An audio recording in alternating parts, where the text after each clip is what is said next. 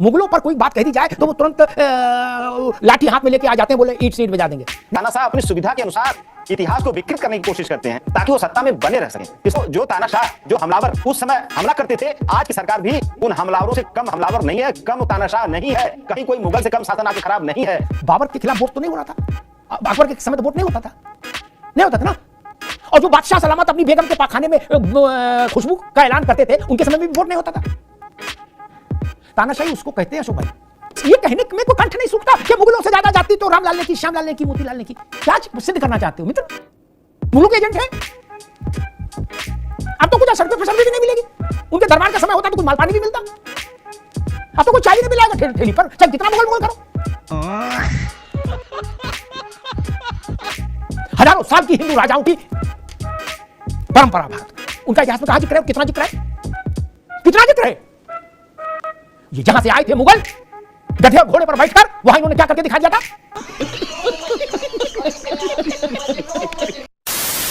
दोस्तों, भारत में जो आज तक फर्जी इतिहास पढ़ाया गया है, उसी को लेकर के सरकार कुछ कदम उठा रही है, जिसमें कि फर्जी इतिहास को बदल रही है, रिनोवेट कर रही है, कहीं ना कहीं उसको ठीक कर रही है जो भी कमियां थी। इसी पर विपक्ष पूरा परेशान हो रखा है कि मुगल में से मुगल चैप्टर्स को कम क्यों किया जा रहा है या फिर उनकी असलियत को क्यों निकाला जा रहा है, और इस पर डिबेट्स चल रही हैं आजकल। डिबेट वीडियो होने वाली है अमिताभ अग्निहोत्री और समाजवादी पार्टी प्रवक्ता और एक मौलाना के बीच में। डिबेट वीडियो बहुत ही इंटरेस्टिंग होने वाली है। आपसे रिक्वेस्ट है वीडियो को एक लाइक जरूर कर दें, और अगर चैनल पर नए आए हैं तो चैनल को सब्सक्राइब करके बेल का आइकन ऑन कर दें। पहले देखते हैं, चलते हैं क्या कुछ हुआ। चलो भाई जी, ओपी सिंह जी बता रहे हैं कि सोमनाथ से जिनको परहेज रहा, अयोध्या से जिन्होंने जानबूझकर दूरी बरती, वो लोग मुगलों को लेके बहुत ज्यादा भावुक हो जाते हैं। नहीं, मुगलों पर कोई बात कह दी जाए तो वो तुरंत लाठी हाथ में लेके आ जाते हैं, बोले ईंट से ईंट बजा देंगे। नहीं, लेकिन अयोध्या से दूरी स्वीकार है, वहां हम नहीं जाएंगे। सोमनाथ में हम राष्ट्रपति ना जाए, इस बात की प्रधानमंत्री रहते हुए कोशिश करेंगे। और बाकी मैंने आपसे जब आप जी आपका जब डिस्कशन हो रहा था तो मैंने गूगल एआई से एक सवाल पूछा, और उसका जवाब मैं आपको बता दूं कि यह सच है कि तानाशाह सबसे पहले इतिहास पर हमला करते हैं। इसका मतलब यह है कि इतिहास को अपने फायदे के लिए फिर से लिखने या विकृत करने की कोशिश करते हैं ताकि वे सत्ता में बने रह सकें और अपनी छवि को सकारात्मक रूप से पेश कर सकें। वे अक्सर उन घटनाओं या पात्रों को मिटाने या बदनाम करने की कोशिश करते हैं जो उनके शासन को चुनौती दे सकते हैं, उनके कार्यों को गलत ठहरा सकते हैं। ये गूगल एआई ने बोला, मैंने नहीं बोला। और मुगल तो अब शासन में चुनौती नहीं दे सकते अशोक भाई, मुगल तो चुनौती नहीं दे सकते शासन में, मुगल तो बचे नहीं। मुगल से क्या लेने देने, मुगल तो कोई है नहीं ना, मुगल क्या चुनौती देगा? एससी हसन मुगल है क्या? अब कौन चुनौती देगा? जी अमिताभ जी, इस सवाल का जवाब की 2-3 लाइनें आपने छोड़ दिया, सीधे आप अपने सुविधा अनुसार आपने सवाल पूछ दिया। लेकिन इसमें यह भी लिखा हुआ था तानाशाह अपनी सुविधा के अनुसार इतिहास को विकृत करने की कोशिश करते हैं ताकि वो सत्ता में बने रह सकें। इस लाइन का भी विश्लेषण कर लिया जाए। इस जवाब में है ये तो कमोबेश स्थिति है कि जो तानाशाह, जो हमलावर उस समय हमला करते थे, आज की सरकार भी उन हमलावरों से कम हमलावर नहीं है, कम तानाशाह नहीं है, कहीं कोई मुगल से कम शासन आज के खराब नहीं है। जो लोग इसको हिंदू मुसलमान बनाने की कोशिश कर रहे हैं और चुपके चुपके चोरी चोरी बता रहे हैं कि मुसलमानों पर आक्रमण है, वो देश के साथ न्याय नहीं कर रहे। इसमें मुसलमान का क्या लेने देना? जो गरीब हिंदू था, जो औरंगजेब की तलवार से डरकर या तो मारा गया या मुसलमान बन गया, उसको हिंदू मुसलमान का क्या लेने देना? अशोक भाई मेरे मित्र हैं, उन्होंने कहा कि इस सरकार में ऐसा हो रहा वैसा हो रहा है। ठीक बात है, उनके परसेप्शन है। लेकिन मैं एक बात कहूं, कोई भी सरकार हो, हम भारत के लोगों को सरकार बनाने और बिगाड़ने का अवसर हर 5 साल में मिलता है। एक बार जब 1.5 साल लेट हुआ तो अशोक जी के बड़े भाई के कारण हुआ, कांग्रेस पार्टी के कारण। बाकी हर 5 साल में मिलता है। बाबर के खिलाफ वोट तो नहीं हो रहा था, अकबर के समय तो वोट नहीं होता था, नहीं होता था ना। और जो बादशाह सलामत अपनी बेगम के पाखाने में खुशबू का ऐलान करते थे, उनके समय में भी वोट नहीं होता था। तानाशाही उसको कहते हैं अशोक भाई। जब तक ननकू और रज्जाक के पास यह ताकत है कि हिंदुस्तान की सरकार वो तय करे, तब तक इस देश में लोकतंत्र सुरक्षित है। इंदिरा गांधी ने इस लोकतंत्र को का अपहरण करने की कोशिश की, जनता ने उनको वनवास दिया 2.5 साल के लिए, चुनाव हार गई। इसलिए वहां तक मत ले जाइए इस लड़ाई को। मुगलों को कवर फायर क्यों दें? मैं ये वन लाइनर कहता हूं, मुगलों को कवर फायर क्यों दें? हमारे रिश्तेदार लग रहे, लोक भाषा में कहूं तो, और कवर फायर दोगे तो रिश्तेदार फिर साबित हो जाओगे, नहीं तो काहे को आप कवर फायर दे रहे? क्या समस्या है? ये कहने में कोई कंठ नहीं सूखता कि मुगलों से ज्यादा जाति तो रामलाल ने की, श्यामलाल ने की, मोतीलाल ने की। क्या सिद्ध करना चाहते हो मित्र? मुगलों के एजेंट है। अब तो कुछ असर पे फसर भी नहीं मिलेगी। उनके दरबार का समय होता तो कुछ माल पानी भी मिलता। अब तो कोई चाय भी नहीं पिलाएगा ठेली पर, चाहे जितना मुगल मुगल करो, क्या फायदा? कहा जा रहा है इतिहास को विकृत करना, विकृत इतिहास को दुरुस्त करने की कोशिश है। मैं अक्सर कहता हूं कि इतिहास के मामले में जितना काम होना चाहिए था अशोक भाई 2014 के बाद से उतना नहीं हुआ। मैं ऐसी उम्मीद करता था कि 14 से 24 तक 10 वर्ष में भारत के इतिहास में जितने ये धूर्ततापूर्ण प्रयोग किए गए हैं ये सब बाहर हो जाएं।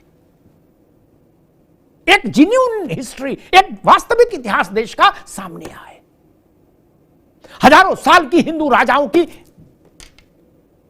परंपरा भारत में, उनका इतिहास में कहां जिक्र है और कितना जिक्र है? कितना जिक्र है? ये जहां से आए थे मुगल, गधे और घोड़े पर बैठकर, वहां इन्होंने क्या करके दिखा दिया था? क्या करके दिखा दिया था? यहां के ये ताजमहल बनाएंगे जो जिंदा घोड़ा भून के नोच नोच के खा लेते थे, ऐसे ही ये बताएंगे नफासत क्या है। और इनको बताया जा रहा है कि कला संस्कृति के नायक थे। शाहजहां के समय एक विदेशी आया, मौलाना मुफ्ती साहब, बड़ी रोचक बात है, सुन लीजिए, आनंद आएगा। क्या हमें आपको क्या लेने देना, हमारे रिश्तेदार तो है नहीं मुगल। उसने मालूम क्या लिखा कि राजा बादशाह के महल के, अशोक भाई आप भी सुनिए, इसका सपा बस भाजपा से क्या लेने देना, मुगल तो कोई प्रचार करने आएगा नहीं 27 में, तो काय को लफड़े में पड़े। तो बादशाह के दरबार महल के दोनों तरफ जो बेगर्स बैठते थे, भिखारी बैठते थे,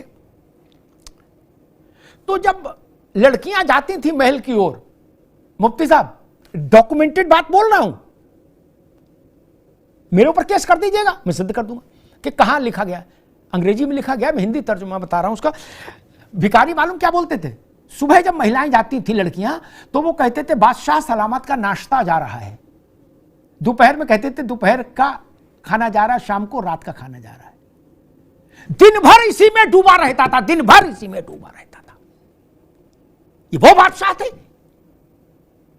जिन्होंने मुफ्तियों को इस बात के लिए बाध्य कर दिया कि मैं अपनी बेटी के साथ शारीरिक संबंध बनाना चाहता हूं, तुम लोग इसका इस्लाम में कोई रास्ता निकाल के बताओ। क्या सच नहीं है कि मुफ्तियों ने अगले दिन जाके वहां कहा कि हुजूर रास्ता निकाल लिया, माली को हक है अपने बाग के फूल फल खाने का। इससे बड़ी निष्ठा हो सकती है क्या? ऐसे लोग भारत चला रहे थे। विदेशी इतिहासकार लिखते हैं, रोमिला ने क्या लिखा मैंने नहीं पढ़ा, कौन हबीब थे कौन बता रहे थे अरविंद जी, मैं इतना पढ़ता लिखता नहीं। मैंने विदेशियों को पढ़ा जो उस वक्त आए, हबीब तो नहीं आए थे मुगलों के समय, ना रोमिला था पर आई थी, जिन्होंने उस समय देखा है इनको। कुश्ता बनाता था, कुश्ता, मुफ्ती साहब आप तो समझ रहे कुश्ता क्या कहता था? 70 साल में 70 संतान ना हो तो मेरे मुंह पर थूक देना, बादशाह कहता था। भारत के बादशाह के पास इतना टाइम कुश्ते में व्यस्त रहता था क्या? अपने दरबारी को दे दी बुड्ढे को, 5-7 साल बाद बुड्ढा मिला, बोला हुजूर ये बड़ी गजब की चीज है, 40-50 अपने भी हो गए 10-5 महिलाओं से। ये विमर्श था, ये डिस्कोर्स था, ऐसे हिंदुस्तान चल रहा था ना बाबा ना। इतिहास का शुद्धिकरण जितना होना था चाहिए था उतना नहीं हुआ। इसीलिए मैं कहूंगा देर आए दुरुस्त आए। और मैं कहूंगा सपा को, कांग्रेस को, किसी को इसको अपने उस पर नहीं लेना चाहिए। इतिहास के इस शुद्धिकरण में खड़े होइए देश के साथ। हमारा रिश्ता राणा प्रताप से है, हमारा रिश्ता छत्रपति शिवाजी महाराज से है, हमारा रिश्ता झलकारी बाई से है, हमारा रिश्ता बिजली पासी से है, हमारा रिश्ता महारानी लक्ष्मीबाई से है। हमारा रिश्ता उनसे नहीं हो सकता अशोक जी कि गंगा में खड़े हो जाओ और चाहे मंच से चिल्लाओ। इन्होंने हजारों साल के लिए भारत की आत्मा को कलंकित करने का काम किया, उनके साथ भारत का मन खड़ा नहीं हो सकता। यह काम तो बहुत देर से हुआ और बहुत छोटा हुआ है। अभी भी वायरस मरा नहीं है, लोड कम हुआ है वायरस का। वायरस है, मैं सरकार से कहूंगा वैक्सीन खोजो और डबल वैक्सीन लगाओ ताकि वायरस भी खत्म हो जाए। ये बिन कासिम से लेके और रंगीले शाह रंगीले तक का चैप्टर असली दिखाओ, असली पिक्चर शोले, ये नकली पिक्चर नहीं दिखाओ। मुगले आजम के सब फूल सूंघते हुए और मोहब्बत की दुकान खोले हुए थे।